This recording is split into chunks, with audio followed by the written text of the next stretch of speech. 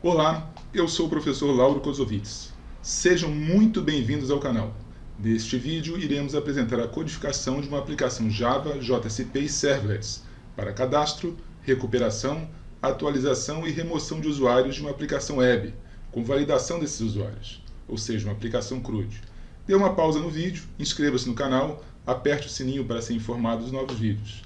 Escreva comentários e dê sugestões para a melhoria do canal, ou mesmo para tirar suas dúvidas. Se gostou, dê o seu like. Vamos então começar com o nosso projeto de demonstração, que vai ser esse projeto Users. A gente vai abrir aqui no NetBeans. Então está aqui, esse projeto Users é uma aplicação web usando JSP e Servlets para demonstrar o login, ou seja, a validação de um usuário, e também as operações de CRUD, né, de você criar, você recuperar, você fazer a atualização ou remoção de elementos do banco de dados. Inicialmente, é importante que você instale o NetBeans. A opção de instalação do NetBeans está disponível aqui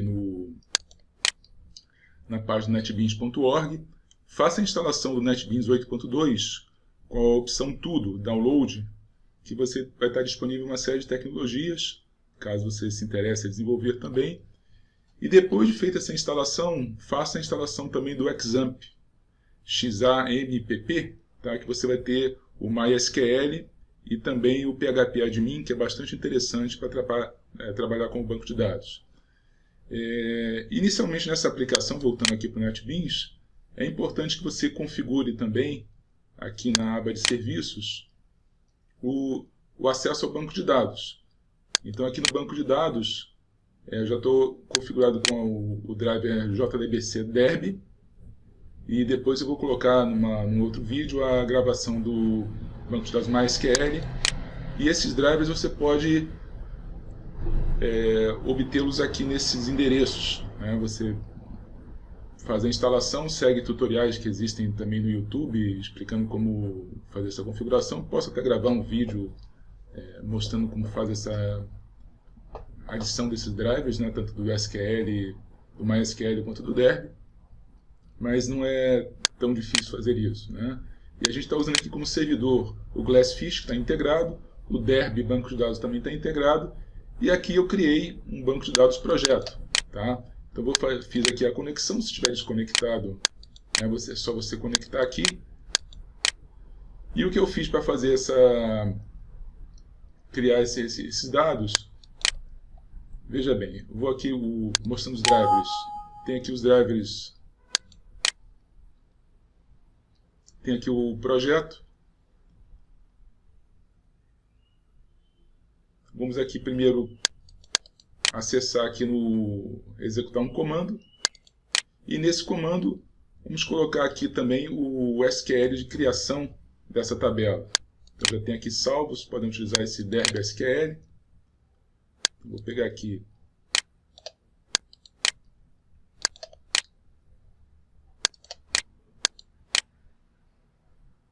colar aqui. O que eu estou fazendo aqui nesse momento?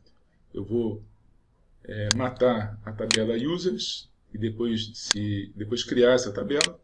Essa tabela aqui eu tenho basicamente um contador, né, a cada usuário adicionado, um contador que vai sempre subindo, é crescente isso, né? Os campos, né, dessa tabela, o CPF, a senha. Essa senha PIN é utilizada uma informação que fica armazenada em cookie. Nós já vamos ver o funcionamento disso. O nome do usuário, o e-mail, que também vai ser único, o CPF é único. A data de criação dessa entrada para o usuário, pode ser interessante isso para alguma aplicação que você vai fazer. E também uma informação 0 ou 1, que é se o administrador, se o usuário é administrador ou não. 0 ele não é administrador, 1 é administrador. E aqui, finalmente, 3 inserções. Criei lá o meu nome, com um CPF fictício. Aqui também um outro CPF gerado automaticamente por Clark Kent, outro por Bruce Wayne, naturalmente o e-mail Superman e Batman, para a gente testar, tá? Podemos até colocar aqui que o Bruce Wayne vai ser administrador também. Vamos colocar aqui um, que vai ser o user admin. Para poder criar essa tabela, você simplesmente coloca executar arquivo. Executar instrução, ele vai executar só a primeira instrução. Executar arquivo vai fazer todos esses comandos. Observe aqui que não há nenhum erro e foi criado esse banco de dados.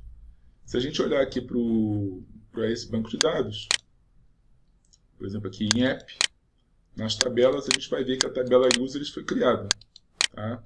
Se eu quiser exibir os dados, ele já vai fazer um SQL, select asterisk from users, e vai mostrar lá os elementos que foram criados aqui embaixo, a data de criação, enfim, todas essas questões aqui. Tá? Vamos lá para a aplicação para a gente entender um pouco melhor. Vamos para a aba Projetos. E toda aplicação web, ela começa ou no index.html, index.htm, dependendo do servidor, ou index.jsp, que é no caso aqui um Java Server Page, que vai ser usado por default. Então vamos primeiro compreender a aplicação em funcionamento e depois entrar em cada uma dessas páginas para ver os detalhes do código em si. Então inicialmente eu ponho para executar o projeto e ao executar o projeto ele está reclamando que eu não tenho usuário nem senha, né? Tem que colocar isso. Então qualquer que seja a página que eu tentar executar, por exemplo, se eu tentar aqui acessar o formulário de listagem para listar os usuários e executar esse arquivo aqui, ou seja, eu não estou logado ainda, não estou na aplicação, não forneci meu usuário e minha senha. Então ele tenta executar, novamente ele vai pedir usuário e senha. Isso é típico de uma aplicação. A ideia aqui de uma aplicação web é você tentar imitar o funcionamento de uma aplicação convencional. Uma aplicação convencional, normalmente você faz um login e a partir daí você tem acesso a tudo. Só que a cada página que você chama da aplicação web, no caso desse protocolo HTTP, essa conexão com o servidor ela é perdida. Então, se ela é perdida, como é que você mantém o estado? Como é que você sabe que você se logou alguma vez e que você está um usuário válido? Então, existe todo um artifício, uma certa complexidade para fazer com que essa aplicação web funcione como se fosse uma aplicação convencional. Então, se eu tentar fazer algum tipo de acesso indevido, não sendo um usuário registrado, eu não vou conseguir. Uma coisa importante também, para a gente não confundir essa questão de cliente e servidor, que o nosso cliente aqui é uma página aqui do Chrome, né? O nosso cliente é o Chrome, que a gente está rodando a aplicação, e o servidor, por acaso, ele está na mesma máquina. Tá? Então esse servidor, o Glassfish, que a gente está colocando aqui como localhost, vai estar na porta 8080. A pasta desse servidor, a pasta virtual é projeto users, e aí a gente está usando a página login.jsp. Então vamos tentar fazer uma validação. O que acontece se no CPF eu colocar 123, por exemplo? Não forneci senha, não marquei essa opção de cookies, essa opção de login automático. Se eu faço um submit, ele vai reclamar que o CPF digitado é inválido. Então aqui essa aplicação ela ilustra um tipo de tecnologia que é útil que você coloca no seu site, que é o JavaScript, ou seja, existe código aqui nessa página que vai validar o CPF para você não mandar um CPF inválido para o servidor. É claro que chegando ao servidor, para evitar que alguém faça algum código indevido e seja cadastrado um CPF inválido, né, um CPF que não tem o dígito verificador ativo, assim por diante, né, tudo funcionando, o servidor também deve, aqui eu não estou fazendo, mas deveria também estar no servidor fazendo essa checagem. Tá? Então, você faz a checagem do CPF, nesse exemplo, no cliente, que é para aliviar a carga de processamento do servidor. Vamos imaginar uma aplicação que tenha milhares ou milhões de usuários simultâneos. Então, se cada um fizer uma pré-validação do CPF, em teoria, desde que não seja um hacker, o CPF que está chegando ao servidor, ele vai ser validado por lá, mas não vai ser uma perda de tempo para o usuário. Quer dizer, o usuário tem que fazer 2 vezes e carregar o servidor 2 vezes por conta de um erro de digitação. Então aqui eu preciso digitar um CPF verdadeiro. Se eu colocar, por exemplo, esse CPF que está aqui, tá?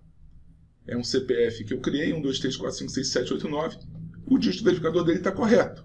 Então eu posso submeter. Aqui eu tenho duas formas de fazer a mesma coisa, depois eu vou mostrar isso no JavaScript também. Tá?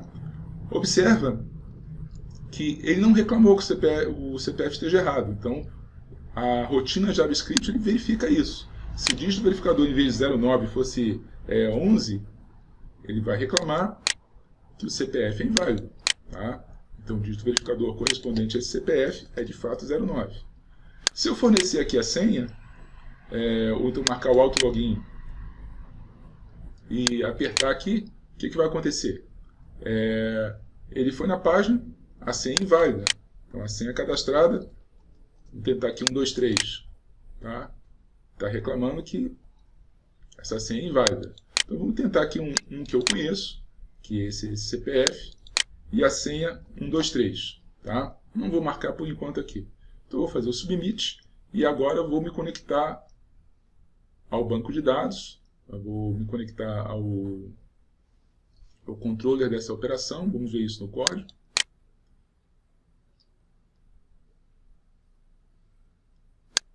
Esqueci a senha, né? Vamos colocar a senha correta aqui.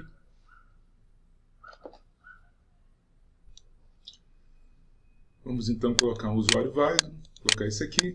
Senha 1, 2, 3. Submit. Aí agora sim entrei na página da aplicação. Observa que essa página da aplicação eu só consigo entrar após o login. Tá? Então, por exemplo, se eu aqui marcar essa página como está aqui, faço um logout, ou seja, saio da página e tento entrar novamente, ele vai reclamar que eu não estou logado. Então essa aplicação ela tem essa consistência, ou seja, eu preciso estar um usuário válido, estar minha conta ativa, tá, para poder trabalhar. A própria sessão da aplicação ela tem alguns minutos de validade, que após alguns minutos de validade ela não funciona mais e você vai retornar à página de login. Então retornando aqui, então eu vou entrar aqui com a senha novamente 1, 2, 3. Tanto posso fazer entrar dessa forma ou dessa outra forma aqui. E entrei lá. Observa que o usuário que está logado, eu tenho o user bin para definir isso, ele aparece aqui na tabela dessa forma. Eu tenho aqui também eu já havia trocado, né, o usuário Bruce Wayne. Então vamos tentar fazer trocar de usuário. Então, se eu colocar aqui, por exemplo, se eu não fiz o logoff, eu vou trocar de usuário aqui. Se eu colocar novamente a página, eu ainda estou logado no meu usuário. Então uma coisa é trocar de usuário, outra coisa é logout. Tá? Se eu quiser trocar de usuário aqui, eu posso lá fornecer os dados 1, 2, 3 e aqui a senha 000. Vamos logar com Bruce Wayne. Observa que o Bruce Wayne ele não é administrador, então ele só tem permissão de ver o nome e os e-mails dos outros usuários. Tá? Agora eu vou fazer o logout, vou sair da aplicação e vou voltar a logar como eu mesmo. Observe o seguinte, vou marcar aqui, ó, auto login, fiz o submit. Então nesse momento, se eu tentar entrar, se eu faço aqui o trocar de usuário, eu vim para cá, tá? Ele vai para a página de login e automaticamente, por ter um cookie, eu não consigo trocar de usuário. Ele pega essa informação e está fazendo um login automático. Somente se eu fizer o logout, que aí eu vou sair dessa sessão. Então se eu tentar aqui qualquer coisa, por exemplo, tentar ir para a página de login dessa forma, isso aqui, ó, essa opção de login JSP, ele vai automaticamente carregar o cookie que está nessa máquina, uma informação salva, na verdade esse PIN que está aqui, @1, esse código numa aplicação valendo, né, uma aplicação real, você pode gerar um número, que é um código bastante grande aqui, para poder ser como se fosse uma senha que fica armazenada no seu navegador. Tá? É interessante que nesse navegador eu estou logado, mas se eu tentar algum outro, por exemplo, se eu tentar fazer um login aqui no Firefox e tentar fazer o login, é uma outra sessão, uma outra máquina, então eu não tenho acesso a isso. Então, se eu tentar aqui, por exemplo, ele vai me pedir o login e senha. Então eu posso estar aqui como um outro usuário, 23.456.789-00-09, senha 000, e fazer o submit. Então eu entrei aqui com o super-homem. Agora, na outra máquina, no outro navegador, melhor dizendo, eu estou aqui como log. Tá? Imagina que eu faça aqui, por exemplo, uma atualização, um update. Então vou fazer um update aqui do Bruce Wayne para que ele seja administrador. Então vou colocar aqui administrador 1 e a senha manter aquele 000. Não vou mexer na senha PIN, ou seja, na informação de cookie. Fiz o submit. Pronto, agora esse é usuário administrador. Indo no outro navegador, se eu for trocar de usuário, como ele está com um cookie salvo, ou seja, ele vai tentar fazer o login novamente. Então agora ele já aparece como administrador aqui. Tá?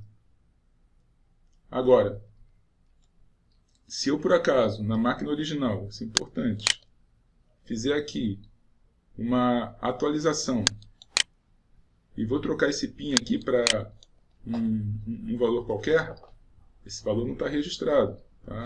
Senha lá, mesma senha, 000, submit. Vamos na outra aplicação. Se eu fizer o trocar de usuário, ele vai pedir o login com usuário e senha. Porque ele foi lá e não encontrou o cookie que existe na máquina não é válido. Então vamos observar como funciona essa questão de cookie aqui.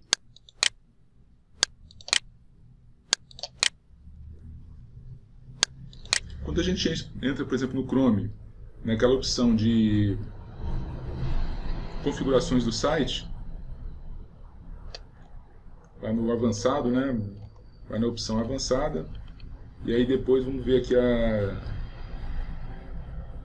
ver essas informações, né? Então tem a parte de cookies aqui. Se eu olhar aqui nos cookies e dados do site, nos diversos sites que eu naveguei, tem lá isso. Agora no site localhost, que é o que eu estou navegando, eu tenho tanto a informação de sessão do servlets, do projeto users, como tenho também a informação ckpin. Esse ckpin é aquele @1. Tá? Então o que ele faz? Quando eu estou na página da aplicação, se eu entrar aqui em projeto users, ele vai obter esse cookie e vai carregar automaticamente, ou seja, é como se fosse uma senha alternativa, esse PIN que está aqui, para permitir o login automático. Se eu matar essa configuração, por exemplo, remover todos os dados de localhost aqui e tentar novamente, o trocar de usuário que seja, tá? Ele já não vai mais carregar. Se eu tentar a página novamente, qualquer que seja a situação que eu tente aqui, ele sempre vai me pedir o login do usuário para manter os cookies. Ele não tem mais como entrar aqui. Então, novamente, vamos lá. 1, 2, 3, submit, cair na página. Uma outra coisa que é possível fazer é criar novos usuários. Então, add user. Então, posso criar aqui o ID, vai ser definido pelo banco de dados. Nem tenho como colocar nada aqui que vai ser ignorado. Posso criar aqui um CPF maluco, uma senha qualquer, um nome qualquer, um PIN qualquer, um e-mail qualquer. Observe, não estou validando nada. Estou dizendo que é administrador. E data de acesso também, ele vai criar a data de acesso de configuração disso, de cadastro desse usuário. Submit. Eu acabei de criar esse usuário fictício aqui embaixo. Tá? Se eu quiser fazer uma atualização, também posso fazer isso. Vou colocar aqui CPF 4, vou colocar senha 444, nome 4, PIN 4, e-mail 4, administrador, vou colocar ele como 0. Submit. Então está aqui, troquei as informações dele. E finalmente a opção de delete. Tá? Com essa opção a gente termina todas as informações do CRUD, né? E isso aí está se refletindo lá no banco de dados. Você vai criar um usuário completamente vazio, né? É possível fazer isso. Se a gente olhar no NetBeans, vamos ver que esse usuário continua lá, no serviço. Na tabela Users, exibir os dados.